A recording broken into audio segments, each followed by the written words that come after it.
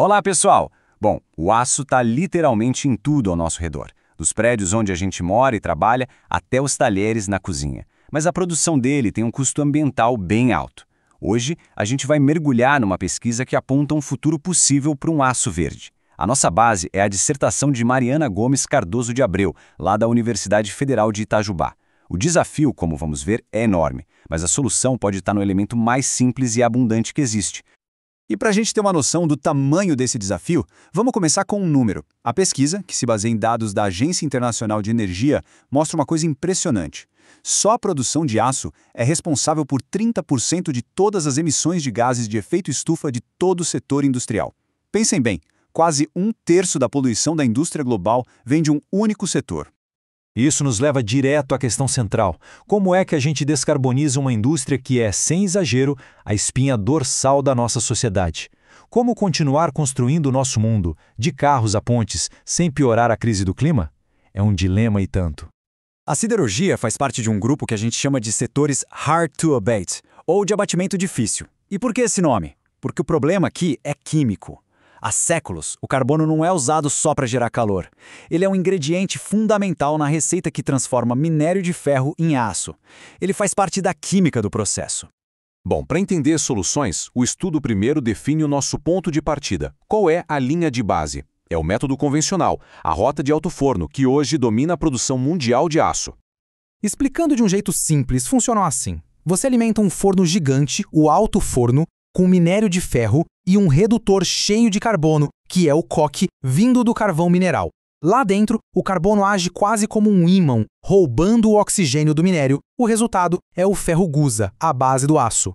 Só que o subproduto disso tudo é uma quantidade gigantesca de dióxido de carbono. A pesquisa, então, calculou a pegada de carbono total dessa rota. E o resultado é o nosso ponto de partida. 2,37 toneladas de CO2 equivalente para cada tonelada de aço produzida. Guardem bem esse número. Ele é a nossa referência. É a meta que precisa ser superada.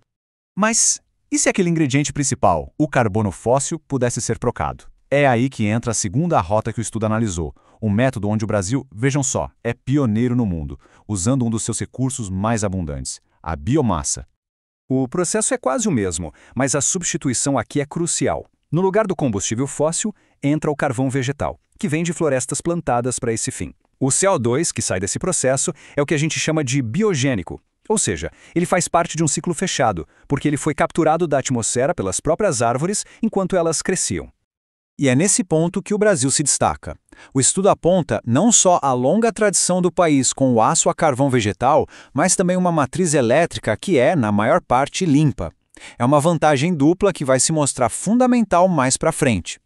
E o resultado dessa troca é notável. Com o carvão vegetal, a pegada de carbono cai para 1,38 toneladas. Isso é uma redução de quase 42% em comparação com a rota convencional. É uma melhoria gigantesca, sem dúvida. Mas a gente ainda está longe de zerar as emissões.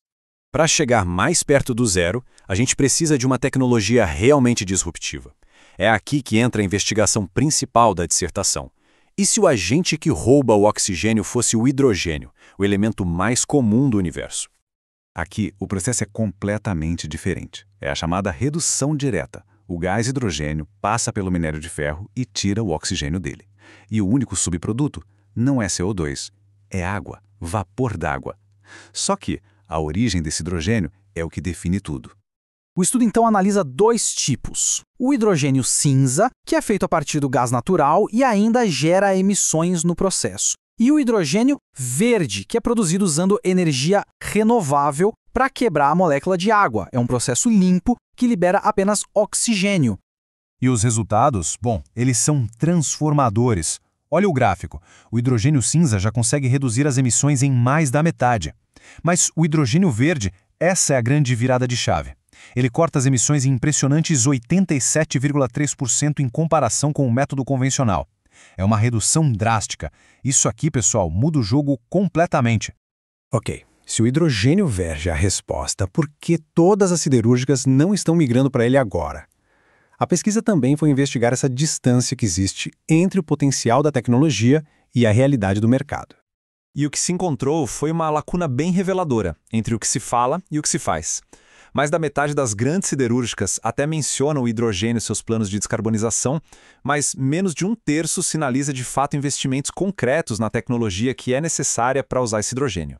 Fica bem claro que, apesar de todo mundo reconhecer o potencial, os custos ainda altos e os desafios tecnológicos continuam sendo uma barreira. A conversa sobre hidrogênio verde ainda não se transformou totalmente em ação. Pelo menos, não ainda. Então, qual é o caminho a seguir? A dissertação não só apresenta o problema, mas também propõe um roteiro bem pragmático para o futuro do aço. A solução não é virar uma chave de uma hora para outra. Os primeiros passos, e os mais lógicos, são otimizar o que a gente já tem, melhorar a eficiência das usinas atuais, ampliar o uso de energias renováveis e, o ponto mais crucial, investir pesado em pesquisa para tornar o hidrogênio verde comercialmente viável. E o estudo conclui, e aqui eu cito a autora, que o Brasil, com essa experiência única em biomassa e um potencial enorme em energias renováveis, está numa posição privilegiada para liderar essa transição no mundo todo.